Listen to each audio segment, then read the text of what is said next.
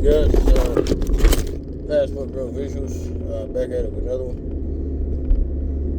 Yeah, I just want to make a quick video, make a quick update. I'm going to make another video later today. But yeah, I just want to kind of get this off my chest. I really want to talk about these, I'm African American, I'm black. I really want to talk about these Pan-African, pro-blacks. And I have a lot of issues with them.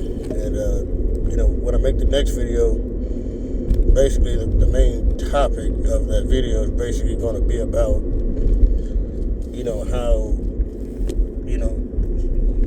you talk about, as far as the Pan-Africans, the pro-blacks, you talk about, black people, finding it hard to be a Republican or vote Republican, fully because of the racism stuff. But at the same time, you're not trying to address the reality that, which it always has been, black people are actually, ironically, more conservative in comparison to what the pro-blacks want to admit. So,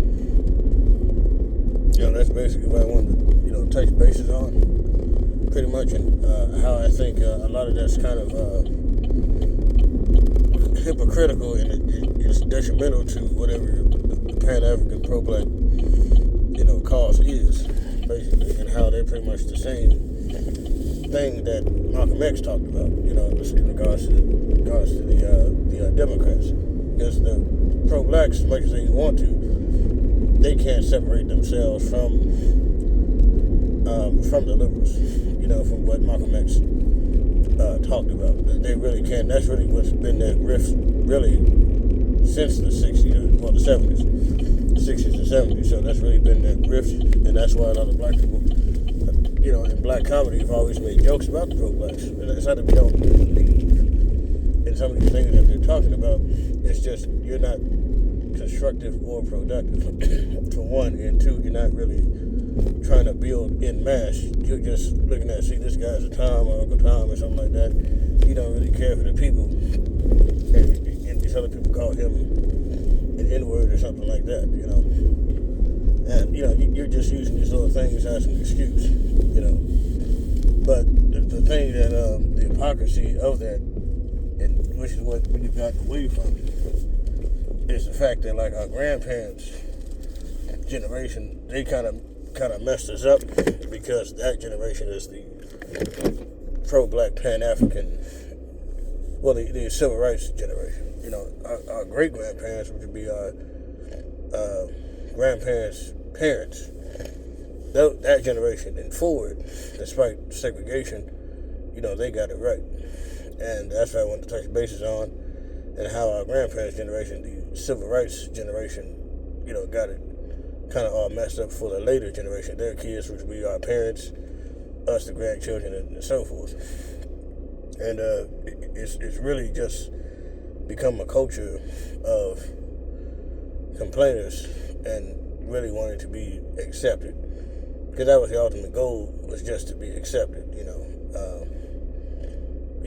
by the larger white society. So, and that has its problems anyway, but the pro-blacks aren't nearly not as guilty as they think they are, and I think they're really just pretenders.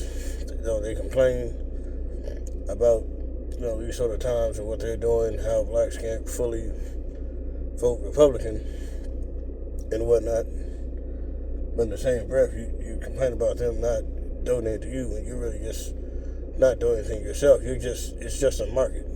It's an economy of a market, so you can get the money, so you can live a little comfortable life and live that comfortable life somewhere else away from the community, and not really help the cause like that. Kind of like the situation with Black Lives Matter had become. So, ironically, it's like that from the very beginning. So, yeah, that's what I wanted to touch bases on. I'm kind of getting a little frustrated lately with some of the talking points of O'Shea Duke Jackson.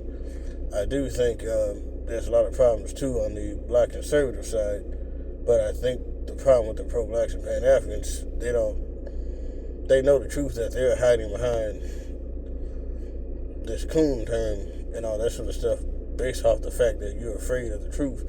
And other blacks who may not be so much pro-black but are critical of the black conservatives, they know the truth that more black people historically have been more center-right or center-conservative in comparison. It's not because it's the past and that weak argument that the conservatives make about, we was Republican before, that's total BS.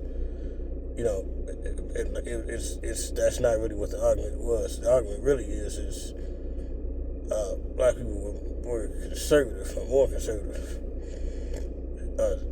back then, in spite of Jim Crow segregation and civil rights. They were more conservative.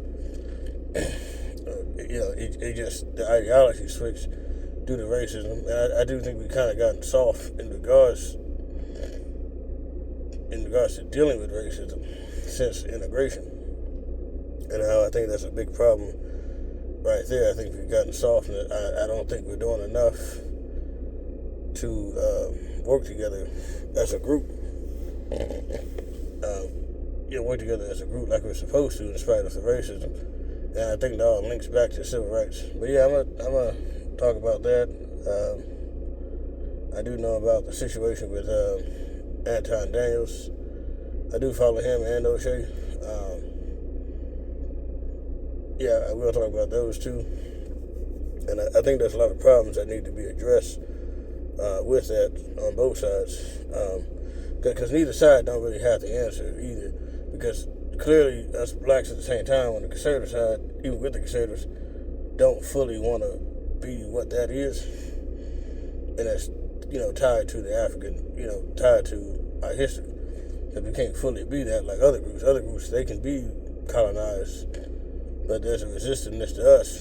And I think that's due to how our history was in this country. But yeah, I think the biggest hypocrites is both sides, really, but it's more so the Pan-African pro-blacks, because they're trying to not deal with the reality, because they can't say that it was just our grandparents' generation and our great-grandparents' generation that was more conservative. It still persists to this day.